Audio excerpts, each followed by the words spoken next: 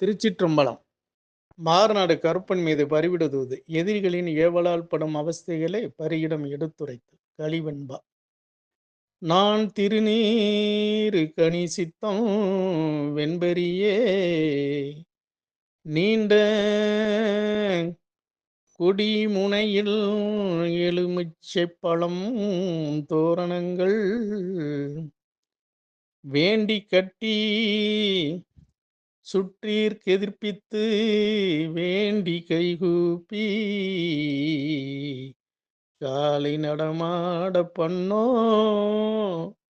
வியப்புடன் தேவைப்பட ஆங்காங்கு கவ்வித்து காலை மந்திரிச்சேன் இடம் விரித்து நான் படுக்கும் பார்த்திருப்ப பார்த்த நட்சத்திரங்கள் 27